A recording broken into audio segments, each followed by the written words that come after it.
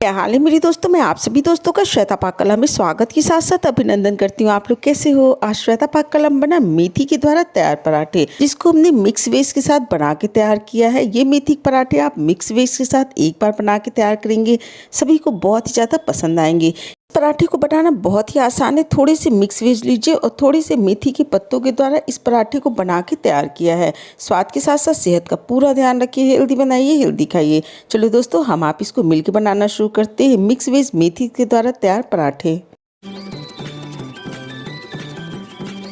मेथी mix base paratha बनाने के लिए हमने एक बंच मेथी लिया था। मेथी को अच्छी तरह से चुन के साफ करने के बाद 3 से 4 पानी से धुल के साफ कर लिया और साफ करके इस तरह छोटे टुकड़े में काट के तैयार कर लिया।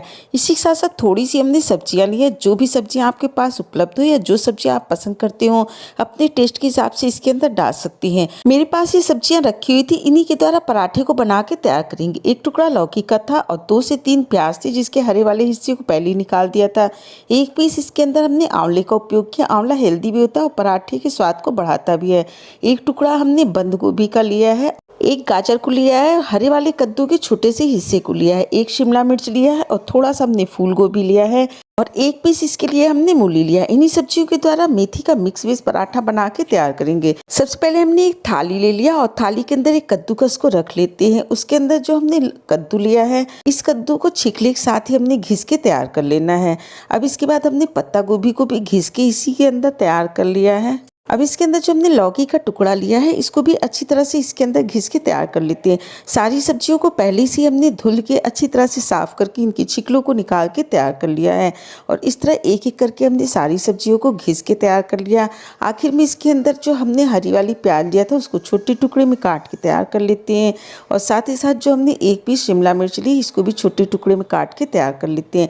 बाकी सब्जियों को हमने इसके अंदर घिस के तैयार किया। इस तरह देखिए सारी सब्जियां तैयार हो गई। इन सब्जियों को अच्छी तरह से हमने मिला के तैयार कर लेना है। मिलाने के बाद इसके अंदर जो मेथी के पत्ते कटे हुए हैं, इनको भी इसके अंदर डाल देते हैं। साथ ही साथ आधी कटोरी हमने धनिया पत्ता डाल दिया।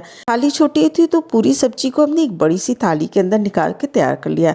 अब इसके लिए एक मसाला बना के तैयार कर लेते हैं। 5 से 6 पीस हमने लहसुन लिया, 1.5 इंच अदरक के टुकड़ों को इनके अंदर डाल देते हैं। साथ ही साथ 3 से 4 पीस हमने हरी मिर्च को डाल दिया और धनिया के हमने इसके अंदर डंठल डाला है। अब इसके अंदर हमने पानी का उपयोग नहीं करना, बिना पानी डाले इसको दरदरा पीस के तैयार कर लेते हैं। इस तरह देखिए तैयार हो गया है। सब्जियों के अंदर 1/4 टेबलस्पून स्वाद के अनुसार हमने नमक को डाल दिया, सादा वाला, और 1/4 टेबलस्पून इसके अंदर हमने काला नमक डाल दिया। काला नमक हाजमे के लिए भी ठीक होता है, इसके स्वाद को बढ़ा देता है। साथ ही साथ 1 से 1.5 टेबलस्पून हमने इसके अंदर सफेद वाली तिल डाली और आधा टेबलस्पून इसके अंदर हमने काली मिर्च का पाउडर डाल दिया।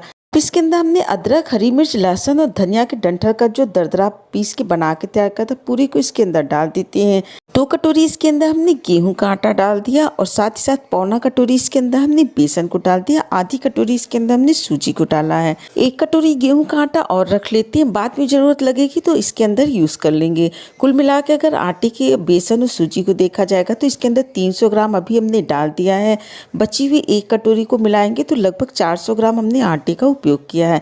इन सारी सामग्री को अच्छी तरह से मिला के तैयार कर लेते हैं। सब्जियों के अंदर बहुत अधिक मात्रा में पानी होता है, साग में भी होता है, इसलिए इसके अंदर हमने किसी पानी का उपयोग नहीं किया है। जो थोड़ा बहुत पानी होगा वो सूजी डालने से ही पूरे पानी को सोख लेता है। आधा आटा इसके अंदर और डाल दिया। डाल के इसको भी अच्छी तरह से मिला लेते हैं और इस तरह देखिए आटा गूंथ के तैयार हो गया। 2 से 3 मिनट इसको अच्छी तरह से मसल के तैयार कर लिए और इस तरह देखिए मेथी के पत्ते और मिक्स वेज का आटा बन के तैयार हो गया। पूरे आटे को एक दूसरी थाली के अंदर निकाल लिया। आधी कटोरी हमने गेहूं का सूखा आटा थाली के अंदर निकाल लिया। अब इसके पराठे बनाना शुरू करते हैं। इसके अंदर से एक मीडियम साइज की हमने लोई को निकाल लिया और हाथों पे इसको अच्छी तरह से गोल करके तैयार कर लेते हैं। तैयार करने के बाद थोड़ा सा सूखा आटा इस पे लगाया और सूखा आटा लगा के इसको चकले के ऊपर रख लेते हैं। एक मीडियम साइज का इसका पराठा बना के तैयार कर लेते हैं। बीच में अगर लगती ज़रूरत तो आप थोड़ा सा सूखा आटा इसके ऊपर और लगा लीजिए और इसका पतला पराठा बना के तैयार कर लीजिए। बहुत ज़्यादा मोटे नहीं, बहुत ज़्यादा पतले नहीं। साइड से हल्की से क्रैक होती है तो इसलिए साइड से आप इस तरह से कर देंगे तो एकदम से से गोल पराठा बन के तैयार होगा। या फिर आप इस पराठे को दूसरी तरीके से बना के तैयार कर सकते हैं। एक मीडियम साइज की लोई को लीजिए और इसको पराठे की तरह बना के तैयार कर लीजिए और किसी ढक्कन के द्वारा इसको कट करके तैयार कर लीजिए। उसके द्वारा भी एकदम गोल पराठे बन के तैयार हो जाते हैं। जो भी आपको ईजी लगे उसी तरह से पराठे को बना के तैयार कर लीजिए। गैस पे पहले हमने तवा रख दिया था, तवा गर्म हो गया। इसके ऊपर 1 टेबलस्पून तेल को डाल देते हैं और डालने के बाद इसके ऊपर पराठे को रख दिए। जब पराठा एक तरफ से सेक गया तो इसको पलट दिए और दूसरी तरफ से भी इसके ऊपर तेल को लगा लेते हैं। अलटते पलटते पराठे को हमने सेक के तैयार कर लेना है। इस पराठे को हमने निकाल लेना है और दूसरे पराठे को तवे के ऊपर डाल देते हैं।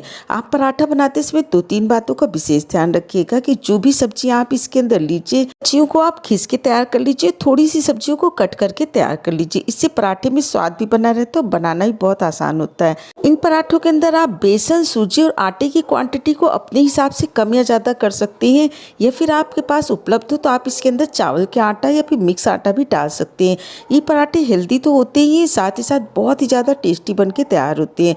मेथी का पराठा अलग अंदाज में एक बार आप जरूर ट्राई करिएगा, आपको भी ये रेसिपी बहुत ही ज़्यादा पसंद आएगी। अगर आपको मेरी रेसिपी अच्छी लगती है, वीडियो पसंद आती है तो लाइक शेयर सब्सक्राइब करना बिल्कुल नहीं भूलें। मुझे कमेंट करके बताइए ये रेसिपी आपको कैसी लगी। तब तक कीमती समय निकाल के हमारा ये वीडियो देखा इसके लिए आप सभी का बहुत बहुत धन्यवाद, बहुत बहुत शुक्रिया।